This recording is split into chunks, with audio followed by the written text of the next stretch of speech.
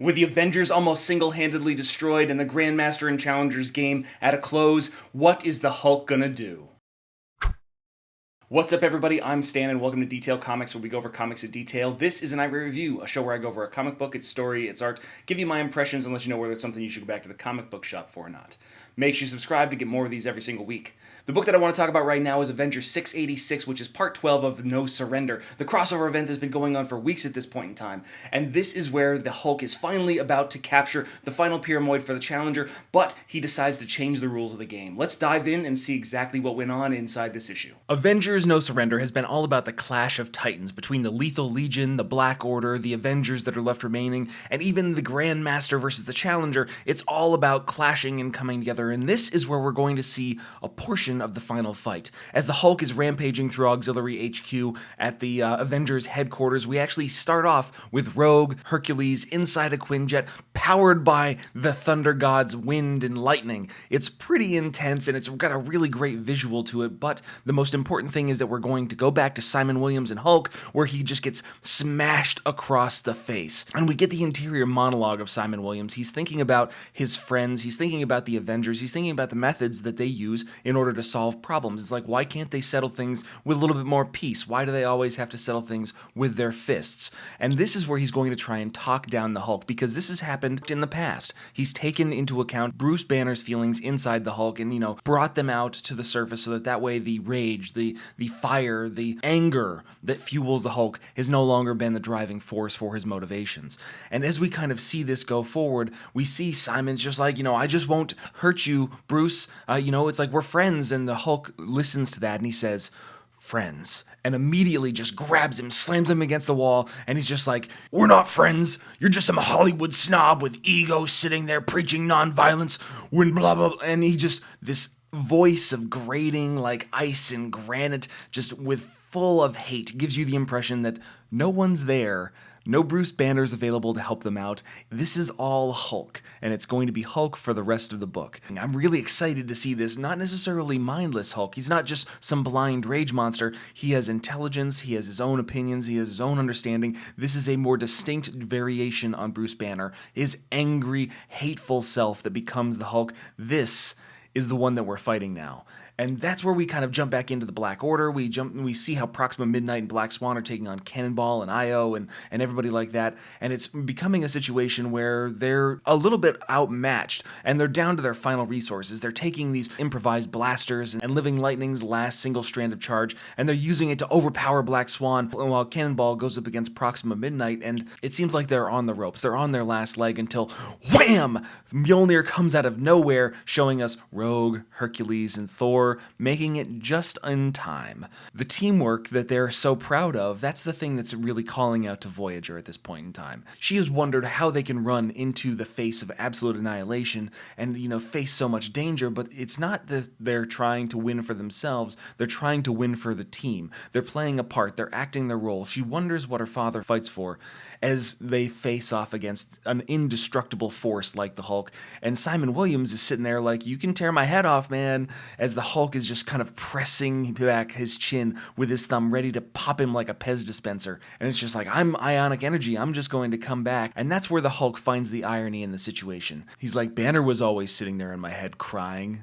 That's why they woke me up. That's why they woke up Hulk. That way I can finish these things. I'm not being used by the Challenger. I'm using him, because what I'm going to do when this game ends, Earth ends. No more punny humans, no more Banner, just Hulk. And that's the motivation, that's the real driving force. He's always been hated, he's always been vilified, he's always been this force of destruction. The Hulk has never really been somebody to be admired, and he's always been admonished as this monster. It really comes down to the fact that the best thing for the Hulk is to just destroy everybody, to end the game, so that way he can be the only one remaining and finally be at peace. But the rest of the Avengers aren't really helping the matter, as Hercules just kind of comes in and smashes him across the face. Thor draws down the lightning, smashing him in the abdomen, leaving Rogue to kind of like really battle with this. You see some more fight panels. You've got Rogue smashing him in the ribs. You've got more Thor. You've got more Hercules as they're fighting, trying to take down the Hulk, and Voyager's just waiting, watching, seeing him press forward, getting stronger and stronger as he fuels himself on this hate. And Rogue is just like, you know what? I got to do it. And she reaches out with her bare hands, grabs him by the throat, and tries to absorb the power. But the thing is, his mind is not necessarily what you were expecting, because she hops into the psyche of the Hulk. She sees Bruce Banner, and it's like, don't do this. You got to run away. He can't be stopped. He can't die. And at that point in time, the connection is broken. Rogue is cast aside, and you see her turning green, trying to calm herself, like, stay calm, stay calm, stay calm, as the Hulk just continues to rampage against the strength of Hercules, against the strength of Thor. Simon Williams calling out, you're at peace, you're about to rest. The truth is, you can never have that. You can never rest again. The Challenger took that away from you. The Grandmaster and the Challenger, those that are putting you into this game, they took that away from you. They wouldn't leave you alone, which rampages the Hulk even further. He busts into the vault, and he's about to take the Pyramoid, the final Pyramoid for the Challenger. He stands in front of Voyager, ready to grab this as she's going to fight, cast aside by a smash of the Hulk. He reaches out, looking to take the final point and just crush the two fists barreling together, smashing the Pyramoid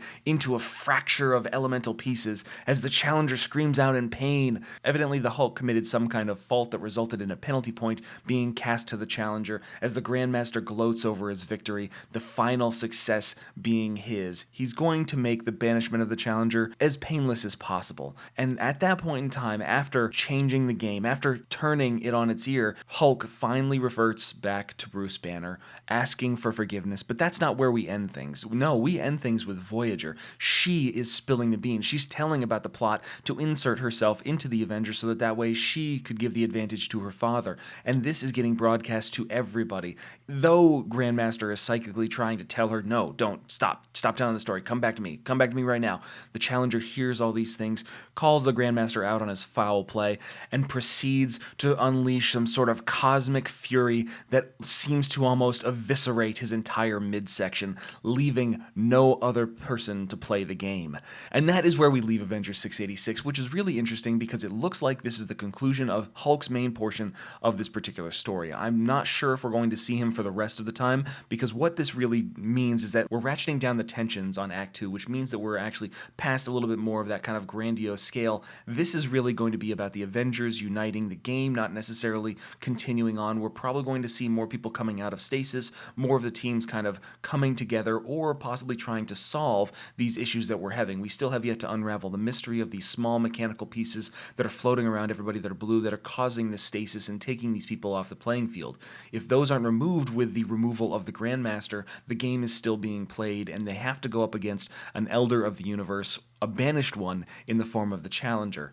And how that's going to impact Voyager, the relationship of the Avengers, and how we're going to see things moving forward is very interesting. For most of you Hulk fans, this seems like this could be the last issue that you really need to pick up out of this particular series before we get into Immortal Hulk, but if it's gotten you so far, it might as well be worth it to stick to the end. But I want to know what you guys think too, so hit me up in the comments down below and we can start that conversation. As always, if you like what you see, hit the like button. Don't forget to subscribe to get more news, reviews, and commentary on comic books, comic book movies, comic book TV shows and games, and anything and everything inside the world of comics.